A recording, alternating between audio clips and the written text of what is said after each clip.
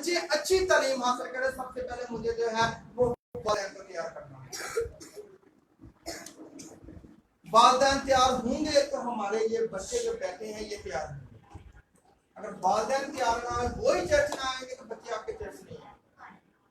वो तो खेल कूद में मसरूफ है, उनकी जिंदगी आजाद जिंदगी है, उनको बुरे का और भले का पता नहीं है।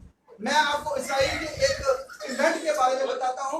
जब इसराइल में एक बेटा या बेटी 14 साल के हो जाते हैं तो उनका जो है वो बालक का दिन मनाया जाता है, और जब वो बालक का दिन मनाते हैं तो उस वक्त से जो है बच्चा जो भी करता है, वो झूठ बोलता है, अच्छा काम करता है, बुरा काम करता है, जो भी करता है उसका रिस्पॉन्सिबल वो बच्चा खुद होता है। लेकिन उससे पहले पहले उसकी रिस्पॉन्सिबिलिटी किसकी है? माँ बाप की रिस्पॉन्सिबिलिटी। और 14 और 16 साल से जो है उसकी अपनी रिस्पॉन्सिबिलिटी शुरू होती है। अगर वो झूठ बोलता है, खुदा के अहकामात को तरक करता है, तो ये गुनाह उसके वालिदैन पर नहीं पड़ता।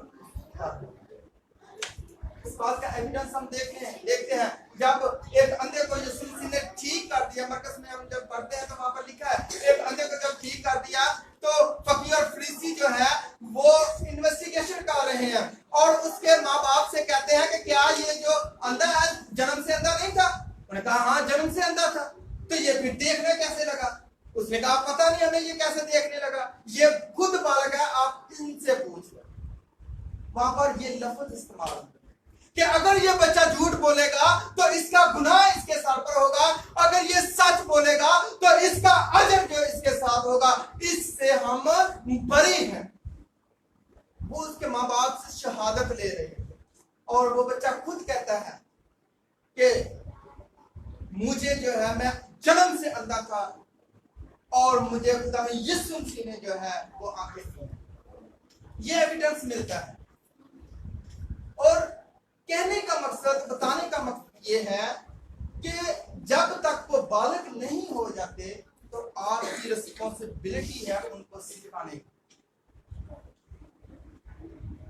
उनके हर एक्ट की। लेकिन जब वो बालक हो जाते हैं तो सिखाना छोड़ नहीं देना। इसका मतलब ये है कि जब तक बालक नहीं होते तब तक वो जो भी करते हैं अच्छा या बुरा उसके जिम्मेदार माँ बाप हैं। सिखाते हैं आपने सारी उम्र रहना है, लेकिन जैसे वो बालक हो जाते हैं तो वो जो भी करते हैं उसके जिम्मेदार वो खुद हैं। कहने का मतलब ये आगे खुदा का कलाम बयान करता है। खुदा के कलाम में लिखा है और तू उनको अपनी औलाद के जेल नशी करना और घर बैठे और रात चलते और लेटते और उठते वक्त उनका जिक्र किया करना और तू निशान के तौर पर उनके हाथ पर बांधना और वो तेरी पेशानी पर टीकों की मानंद हो और तू उनको अपने घर की चौकों और अपने फाटकों पर लिखना। यानी कि यहाँ पर खुदा के अहकामात के बारे में बताया जा रहा है कि किस तौर पर तूने उनको याद करना है और किस तौर पर अपने बच्चों को याद करवाना है कि जब बच्चे उठे तो आपको उनमें जो है खुदावंद का कलाम नजर आए, जब बच्चा सोए तो उनमें आपको खुदावंद के कलाम की तरबियत नजर आए, जब वो बच्चा राह चले तो आपको जो है उसके अंदर खुदावंद का खौफ नजर आए, जब वो बच्चा किसी से बात कर रहा है तो उसके अंदर खुदावंद का कलाम हो।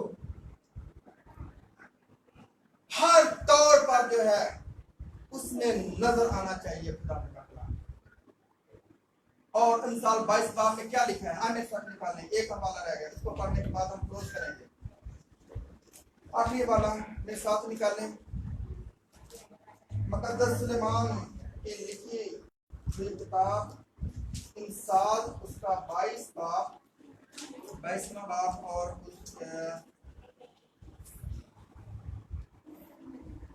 6 आयत हम पढ़ेंगे। यहाँ पर लिखा है लड़के की उस राह में तरबियतकार जिस पर उसे जाना है वो बूढ़ा होकर भी उससे नहीं मुड़ेगा। किस राह पर उसे तरबियत करनी है? इस राह पर जिस पर आप चाहते हैं उसे चलाना। अगर आप चाहते हैं कि मेरा बेटा मेरी बेटी एक डॉक्टर बने, तो आपको बायोलॉजी से वाकफियत करवाना बहुत जरूरी होगा। अगर आप चाहते हैं वो इंजीनियर बने, तो उसके मुताबिक उसकी जो है वो परवरिश करनी होगी। अगर आप चाहते हैं कि मेरा बच्चा वकील बने, उसके मुताबिक उसकी जो है वो परवरिश करनी होगी। अगर आप चाहते हैं कि मेरा बेटा या मेरी बेटी एक खूबसूरत खुदा का खादिम बने, तो उसके मुताबिक उसकी तालीम और तरबियत करना जरूरी है। बेशक हमें दुनियावी तालीम की बहुत जरूरत होती है, लेकिन दुनियावी तालीम के साथ साथ जो है वो दीनी तालीम बेहद जरूरी है, क्योंकि दीनी तालीम जो है हमें जीने का हुनर सिखाती है। दीनी तालीम जो है हमें माशरे में सर उठाकर चलने का हुक्म जो देती है, किस तौर पर आपने माशरे में किस तरह की जिंदगी गुजारनी।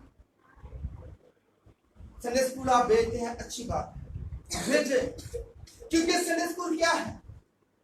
इन्हीं आयात की तालीम दी जा रही है, इन्हीं बातों की तालीम दी जा रही है, कहानियों की सूरत में, एक्ट की सूरत में, ड्रामों की सूरत में, टैबलों की सूरत में, ताकि आपका बच्चा इन बातों को समझे और उन्हें पता हो कि हम मसीही हैं।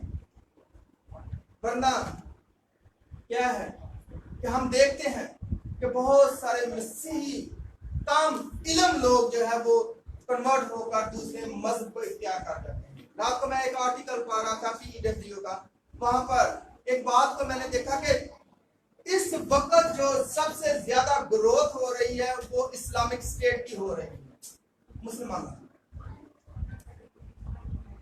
और जब मैंने उसके फैक्ट को पढ़ा, देखा रीजन क्या है, वजह क्या है, तो वहां पर एक वजह थी, और ये वो वजह थी कि वो अपने बच्चों की जो शादी है वो 24 से 25 साल के दरमियान कर देते हैं, और उनके बच्चों की तादाद ज्यादा होती है, उनकी बीवियों की तादाद ज्यादा होती है।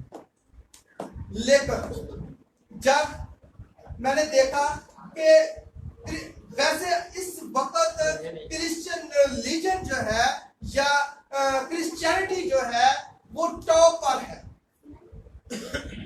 2.5 अरब से ज्यादा लोग जो है वो क्रिश्चियन है, टोटल 7 अरब की आबादी में। और क्रिश्चियनों की तादाद किस तरह ज्यादा हो रही है? क्रिश्चियनों की तादाद जो है वो कन्वर्टिंग से ज्यादा हो रही है। तो बहुत सारे जो मुस्लिम्स हैं, बहुत सारे हिंदू, बहुत सारे सिख जो है वो कन्वर्ट होकर जो है वो इस मजहब में आ रहे हैं, क्रिश्चियनिटी में आ रहे हैं। लेकिन जो क्रिश्चियनिटी के लोग हैं उनकी जो शादियां हैं वो मोस्टली 31 एज में वो करवा रहे हैं। उनकी फर्टिलिटी जो है वो मुसलमानों के मुकाबले में फर्टिलिटी कम है, कि वो कम बच्चे जो है वो पैदा करते हैं। लेकिन बहुत सारे लोग जो हैं वो कन्वर्ट होकर क्रिश्चियन हो रहे हैं। कन्वर्टिंग रेट ज्यादा है और ग्रोथ रेट कम है, और उसकी वजह यही है कि उनकी एक बीवी होती है और एक बच्चा होता है या 2 बच्चे होते हैं, और मुसलमानों को 3 बीवियां, 4 बीवियां और 12 से 13 बच्चे होते हैं। ये रीजन है। लेकिन खुदावंद का शुक्र है कि खुदावंद ने हमें जो है वो मसीही पैदा किया है, ऐसे मजहब में पैदा किया है जो जिंदगी के हर पहलू में कलाम से बात करता है। एक ऐसे रिलेशनशिप में हमें रखा है। क्रिश्चियनिटी मजहब नहीं है, ये एक रिलेशनशिप है खुदा के दरमियान और कलीसिया के दरमियान, और हम इस वक्त इस रिलेशन में जो है वो कायम है। अगर आप इस रिलेशन में कायम रहेंगे तो इस जिंदगी के साथ साथ आपको खुदा हमेशा की जिंदगी देता करेगा। खुदा आज के कलाम से आप सबको बहुत ज्यादा